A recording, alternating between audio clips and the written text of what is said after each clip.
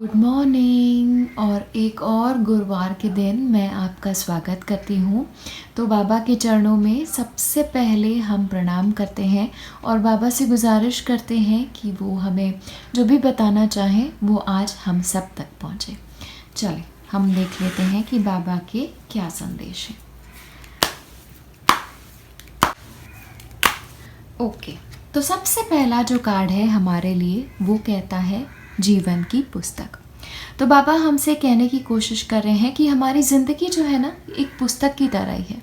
एक पुस्तक जब आपके सामने आती है आप देखते हैं कि उसका हर अध्याय जो है वो एक जैसा नहीं होता। कुछ अध्यायों में कुछ अच्छी चीज़ें होती हैं, कुछ अध्याय जो हैं उसमें बुरी चीज़ें होती हैं। तो ज़िंदगी भी उसी की तरह है। हर अध्याय के साथ एक नई शुरुआत लाती है, हर अध्याय के साथ कभी कभी चुनौती लाती है, कभी कभी खुशियाँ लाती है। तो जीवन को पुस्तक की तरह ही देखना सीखें। देखिए यहाँ पे मुझे एक और चीज़ यहाँ पे आ रही है कि हर अध्याय में आपके सामने कुछ लेसन्स आते हैं और आपके लिए ज़रूरी है कि वो लेसन्स को साथ लेके चलें। ये भी नहीं है कि आप अगर एक अध्याय आपके जीवन का मुश्किलात से भरा हुआ हो, दुख से भरा हुआ हो, तो उस अध्याय को जब वो पन्ना समाप्त होता है तो उसकी साथ ही आपको पीछे छोड़ देना चाहिए और एक नए अध्याय की शुरुआत करनी चाहिए। तो कभी भी पिछले अध्याय में जीवन के आप सहम के ना रह जाएं, वहाँ पे रुक ना जाएं, आगे बढ़ें, क्योंकि आगे बढ़ना बहुत ही ज़रूरी होता है। क्योंकि अगर आप आगे नहीं बढ़ेंगे तो आपको कैसे पता चलेगा कि अगले अध्याय में कौन आने वाला है, आपके अध्याय में क्या आने वाला है। शायद खुशियाँ आए, खुशियों के साथ और बहुत सारी प्यारी चीज़ें आए, लेकिन अगर आप पिछले वाले अध्याय के साथ ही रुक जाएंगे तो आपको वो समझ में ही नहीं आएगा। ओके, तो यही बाबा हमसे कहने की कोशिश कर रहे हैं कि जीवन को पुस्तक की तरह ही देखें। देखते हैं आगे क्या कह रहे हैं बाबा।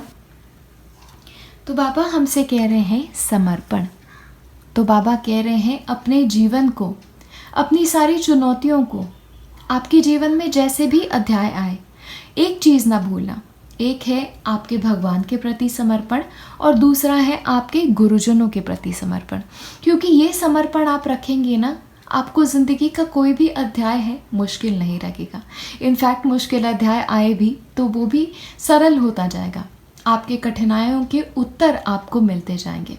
बस समर्पण का भाव अपने मन में रखें और एक और चीज़ ध्यान में रखें कि वर्तमान में जीना। पिछले हफ्ते में, पिछले साल में, पिछले महीने में ना जिए, पिछली कहानियों के साथ ना जिए, आगे बढ़ते जाएं। बस समर्पण रखें बाबा के चरणों में, अपने गुरु के चरणों में, भगवान के चरणों में, और आगे का जीवन खुशी खुशी से व्यतीत करें। यही कह रहे हैं बाबा हमसे। देखते हैं आगे क्या कह रहे हैं। बाबा आपसे कह रहे हैं कि आप जीवन में संतुलन बनाए रखें। हर मोड़ जो आता है ज़िंदगी का एक नई चीज़ लाता है, लेकिन आपको आपके जीवन का संतुलन बनाए रखना होगा। ये आपके हेल्थ के लिए भी बहुत ज़रूरी है। इनफैक्ट आपके सांसों का अभ्यास आप करना सीखें। यहाँ पे प्राणायाम आता है। देखिए जब इंसान प्राणायाम का अभ्यास शुरू करता है ना, तो अपने आप ही उसके अंदर कुछ चीज़ें रुक जाती हैं। वो अप्स एंड डाउन्स जो होते हैं, जिसके साथ कभी कभी हम नियंत्रण नहीं कर पाते चीज़ों का, तो वो नियंत्रण भी धीरे धीरे आने लगता है। हमारी मेंटल बैलेंस पे काफ़ी फ़र्क पड़ता है प्राणायाम का। तो सांसों का अभ्यास करें और सबसे ज़्यादा ऊर्जा को नियंत्रित करें। ज़्यादा खुशी जैसी अच्छी नहीं होती, ज़्यादा एंगर अच्छा नहीं होता, ज़्यादा गुस्सा अच्छा नहीं होता। तो एक्सेस में कोई भी चीज़ ना करें, हर चीज़ में एक संतुलन बनाए रखें। ये आपसे बाबा कह रहे हैं। आगे देखते हैं क्या कह रहे हैं। बाबा कह रहे हैं धारणाएं ना बनाएं। तो कुछ भी अज्यूम ना करें लाइफ में। काफ़ी बार क्या होता है, हम अज्यूम कर लेते हैं ना चीज़ों के बारे में, वही हमारी सबसे ज़्यादा बड़ी गलती होती है। तो कोई भी चीज़ अज्यूम ना करें, कोई इंसानों के बारे में धारणाएं ना बनाएं। स्पेशली हमारे ज़िंदगी में क्या होता है, हमें कोई बता देता है कि अरे ये इंसान ऐसा है, यहाँ पे मत जाओ, अरे अगर ये करियर की तरफ गए ये ऐसे ऐसे होगा। तो उन धारणाओं के साथ बहुत लोग जीते हैं। आपको बाबा कह रहे हैं आप धारणाओं के साथ ना जिए। आप मुझ पर विश्वास रखें, बाबा पे ऊपर विश्वास रखें। आप जो भी कदम आगे बढ़ाएंगे वो आपके लिए सही कदम ही होगा। तो विश्वास को बिल्कुल भी ना भूलें, बाबा पे विश्वास रखें और गलत सलत मार्गों पे ना जाएं। आपको कोई कुछ कह देता है, कोई कुछ कह देता है, तो तो उन चीज़ों पे विश्वास ना रखें, बाबा पे विश्वास रख रहे हो तो उन पर भी विश्वास रखें। उनमें सारी कैपेसिटी है कि आपके जीवन में जो भी प्रॉब्लम्स हैं उनके सल्यूशन वो आप तक ले आए। ओके, नेक्स्ट देखते हैं आपसे बाबा क्या कह रहे हैं। तो बाबा आपसे कहने की कोशिश कर रहे हैं यहाँ पे कि ज़रूरतमंदों की सहायता, ये तो सबसे महत्वपूर्ण लेसन है किसी भी जीवन का। और बाबा आपसे, अगर आप ध्यान दे रहे हैं पिछले वीडियोस में अगर आपने देखा होगा, तो बाबा रिपीटेडली यही कहने की कोशिश करें कि सेवा करें लोगों की, किसी के ऊपर, किसी के लिए कुछ अच्छा करने की कोशिश करें, परोपकार करें लोगों के ऊपर, क्योंकि परोपकार का मार्ग जो है ना वो सबसे श्रेष्ठ मार्ग है। वही मार्ग तो बाबा का मार्ग है। बाबा ने अपने जीवन काल में कितने लोगों का भला किया है। बाबा ने कभी भी ये सोचने की कोशिश नहीं की कि अरे मुझे इससे क्या मिल रहा है। तो ये स्वयं का भाव होता है, ये अहम का भाव होता है। इसे छोड़े और किसी और के काम में आए। जैसे आप किसी और के काम में उनकी मदद के लिए आगे आना शुरुआत करेंगे, आप देखेंगे कि आपकी ज़िंदगी का मार्ग भी उतना ही सरल होता जाएगा। हम एक और लेंगे, और उदी की ताकत। उदी में सबसे बड़ी ताकत है। और जैसे मैंने बताया था पहले कि उदी के लिए आपको शिरडी जाना ज़रूरी नहीं है।